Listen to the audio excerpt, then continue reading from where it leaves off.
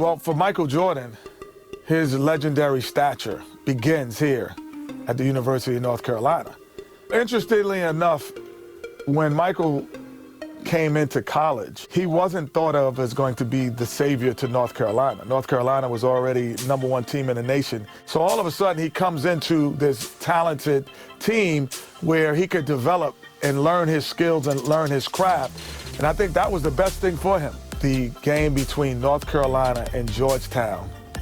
This game is so important because you have 3 top 75 players playing in this game. Patrick Ewing was probably the premier player in college basketball, along with James Worthy. And now you're adding Michael Jordan to the mix. Michael became a focal point inside of the game that I don't know if Georgetown was aware of or was ready for.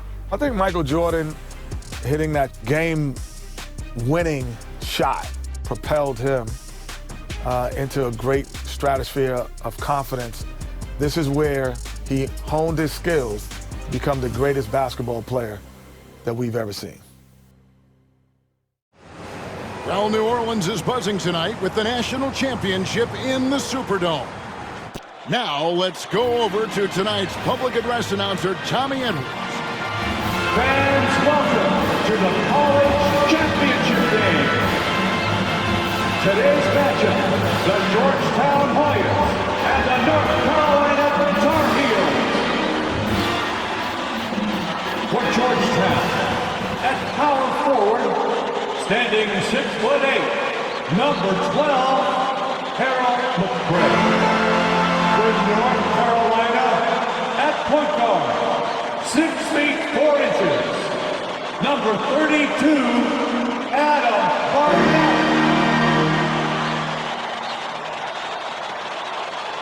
For Georgetown, at shooting guard, 6 feet 4 inches, number 14, Roy Duncan. For North Carolina, starting at the small forward, 6 feet 7 inches, number 51, Greg Bateman. For Georgetown, at the other forward position, at 6'6" number 31, John Nash. For North Carolina, the man in the middle, number 41, 6'9", 224-pound sophomore from Brooklyn, New York, Sam Perkins. For Georgetown at guard, number 21, 6'3", 170-pound senior from Gastonia, North Carolina, Eric Crow. For North Carolina at guard, number 23, 6'5", 189-pound freshman from Wilmington, North Carolina, Michael Jordan. For Georgetown, the man in the middle, number 33, 7 feet, 220-pound freshman from Cambridge, Massachusetts, Pat Ewing. For North Carolina at forward, number 52, 6'9", 219-pound junior from Gastonia, North Carolina, James Worthy.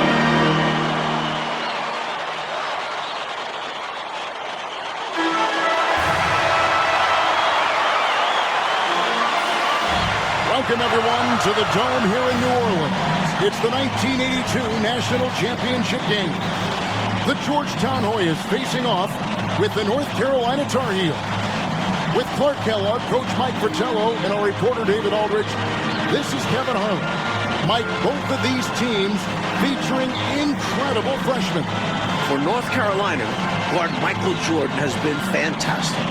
Averaging about 13 points per game, shooting well over 50% from the field. Jordan is a big game player. And for the Hoyas, Clark, the 7-foot freshman, Pat Ewing leads the way. And you know what, Kevin? Defensively, I don't know if I've seen anybody better than Ewing. Controls the paint, protects the rim, and you can be assured that Pat Ewing is going to make it tough for Carolina to score the ball inside. And even as a freshman, he will have an impact on this game. Yeah, I agree. In the Hoyas backcourt, Sleepy Floyd and Roy Duncan, with John Nash and Harold McRae at the forward. And star Pat Ewing is the 5. For UNC, it's Adam Barnett and Michael Jordan at the guard spots. At forward, Greg Bacon and All-American James Worthy. And Sam Perkins is the center. These schools' talented freshmen, they will have a lot to say about who wins tonight. And the tip-off goes to North Carolina. In the Hoyas backcourt, Sleepy Floyd and Roy Duncan, with John Nash and Harold McRae at the forward. And star Pat Ewing is the 5. For UNC, it's Adam Barnett and Michael Jordan at the guard spots. At forward, Greg Bacon and All-American James Worthy. And Sam Perkins is the center. Out to the right wing. Here's Floyd. Barnett covering. Floyd, good. Clark, Ewing, and Jordan. Incredible freshman talents in different ways. Yeah, you know, Kevin, Ewing's MO is to dominate the inside defensively, rebounding and blocking shots, rim protecting, scoring near the hoop. Jordan is looking to get his by shooting and slashing. Play lockdown perimeter D. Boy, it's a joy to watch both of these guys play, and I can't wait to see them get after it. I can't wait either.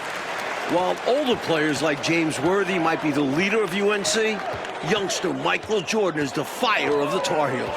And how unique is it? We don't often see a freshman, Mike, starting in the national championship game. Jordan certainly a guy to keep an eye on. He's an incredible athlete and a tremendous competitor. In his last game for the Hoyas, Sleepy Floyd is hoping to lead his school to a title. Floyd let it go quickly that time. Didn't want to give the defense a chance to recover. Shakes him. Do not test Pat Ewing. Wow, try someone else.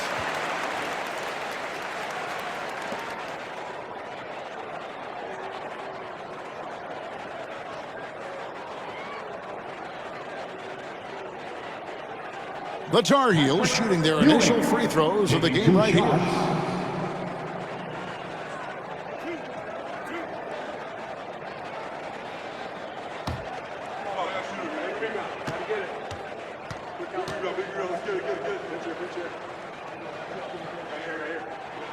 Clark and Mike, as we know, two big rule differences between the college and NBA game. No three-point line in NCAA basketball.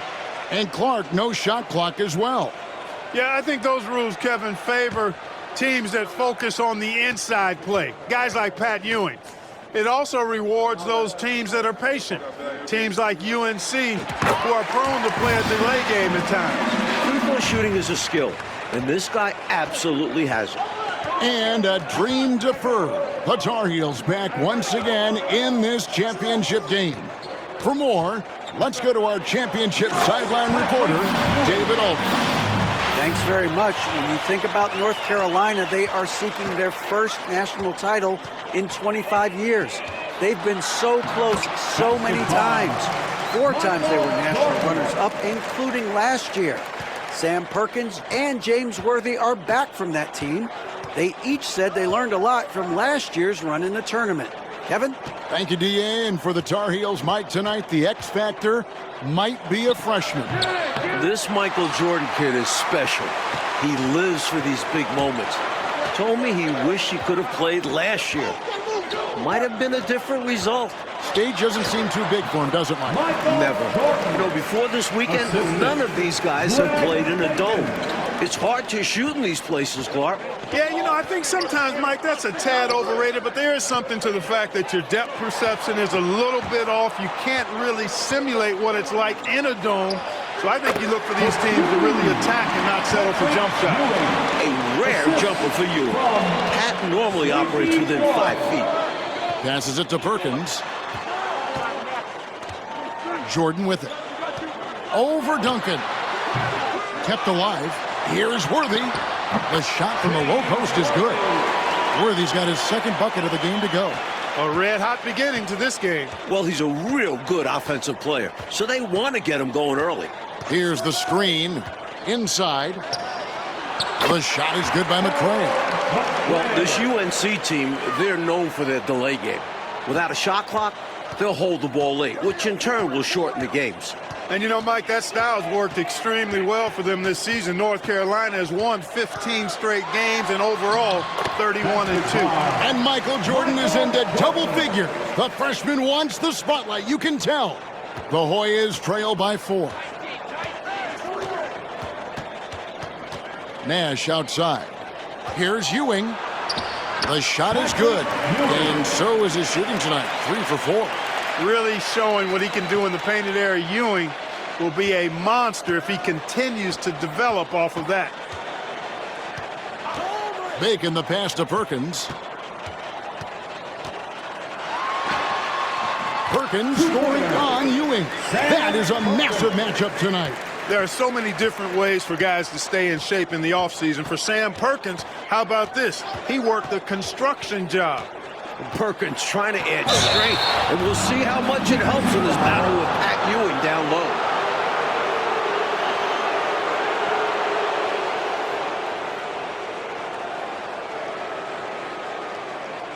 The Hoyas shooting their first free throws of the game right now. Take a break. Take a break. 2 shots.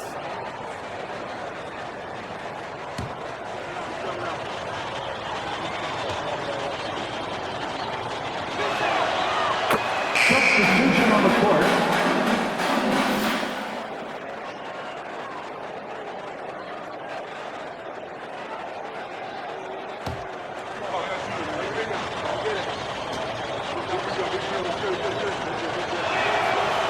Both free throws good from Nash.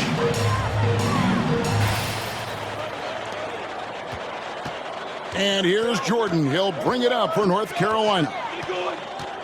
Shoots from 12. It's rebounded by Ewing. Here's Bailey. The Hoyas with another miss. North Carolina leading. Perkins with the bucket.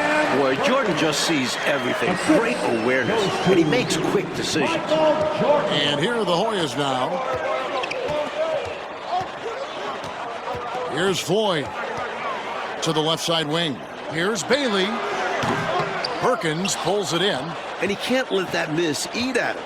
He just got to come right back and take it again when left wide open. Jordan. That's in there. Perkins with the assist. And 12. You know when Michael Jordan is coming to town, you always wanted to get a good night's sleep, a good night rest, something good to eat, because you know the next day Michael Jordan is in your building and he's coming to put on a show, and you have to compete against that. Game 5 was at our place, and you know, a typical game, Eastern Conference game, a physical game, it was like a back and forth thing, the shot. You know, everybody want to talk about the shot. Chicago kept fighting, MJ kept making plays. It's at the end of the game, and we going to the timeout, and everybody talking. I was like, Coach, I want to guard MJ. Like, I got to guard MJ. There's only one player that's getting this basketball, and that's MJ. He's like, we're going to put Craig Elo on it. I'm like, and he jumped up, and Elo jumps up. Elo stops, and MJ does this to Elo. Elo comes down, and he shoots it, and it was slow motion. It was like, he's the guy that you want the ball in his hand late in the ball game, because he's gonna win most of those ball games by himself.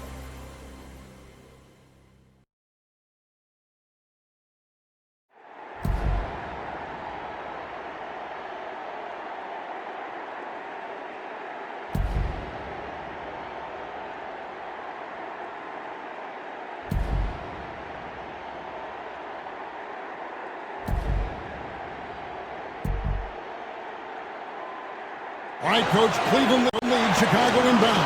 What can the Cavaliers do? The Cavs trying to deny Jordan the ball. They actually 2-on-1 him without the ball. Elo trying to catch back up.